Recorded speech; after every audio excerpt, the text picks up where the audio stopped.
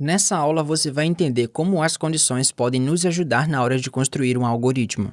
Condições estão presentes em nossas vidas o dia inteiro. Por exemplo, se eu tiver R$ 10.000, então eu vou fazer uma viagem para Disney. Muito fácil de entender essa condição, né? Na maioria das linguagens de programação, uma estrutura condicional tem três delimitações: o comando, que é o se, a expressão, que é a parte eu tiver R$ 10.000, e a ação, que é a parte eu vou fazer uma viagem para Disney. Esse tipo de estrutura, onde nós temos uma ação sendo executada caso uma expressão seja verdadeira, se chama condicional simples. Mas no nosso cotidiano, nós temos condicionais que podem não ser tão simples assim. Por exemplo, se eu tiver R$ 10.000, então eu vou fazer uma viagem para Disney. Se não, eu vou ficar em casa. Então percebe que agora nós temos duas opções: ou vai para Disney ou fica em casa. E o nome que se dá à estrutura que incorpora o se não é uma condicional composta. Só que infelizmente a vida não é tão simples assim. Uma situação geralmente não tem apenas duas escolhas, você tem várias possibilidades. Então eu poderia complementar mais ainda essa estrutura com mais uma condição, ou quantas eu quisesse. Se eu tiver R$ 10.000, então eu vou fazer uma viagem para Disney. Se não, se eu tiver R$ 5.000, então eu vou visitar minha cidade natal. Se não, eu vou ficar em casa. Agora sim a coisa começa a ficar mais real, mais condizente com o nosso dia a dia, porque uma situação pode ter inúmeras possibilidades. Utilizando a linguagem formal de algoritmo ou pseudocódigo, ficaria parecido com o código a seguir. Se dinheiro for maior ou igual a 10.000, então partiu Disney. Se não, se o dinheiro estiver entre 5.000 e 10.000, vamos visitar nossa família na cidade natal.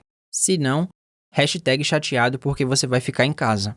Esse dinheiro que você está vendo aí nas expressões é uma variável. O nome que se dá a esse encadeamento de estruturas condicionais compostas é condicional aninhada.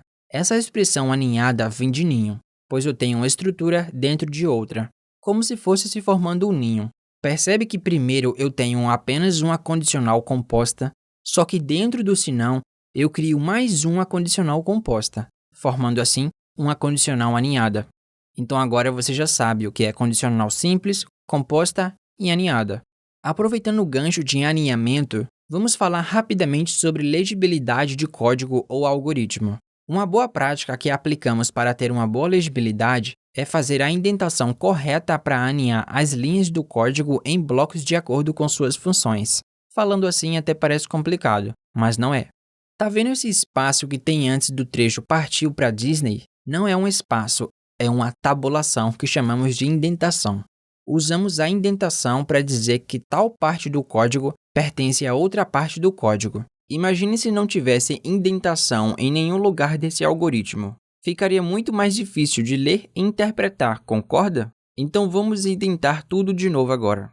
Esse partiu Disney pertence ao primeiro se, então colocamos indentação nele. O se não está no mesmo nível do se, então não precisamos indentar. Mas assim como indentamos o conteúdo do se, vamos indentar também todo o conteúdo do se não. O visitar família está dentro de uma condição, então temos que novamente indentar.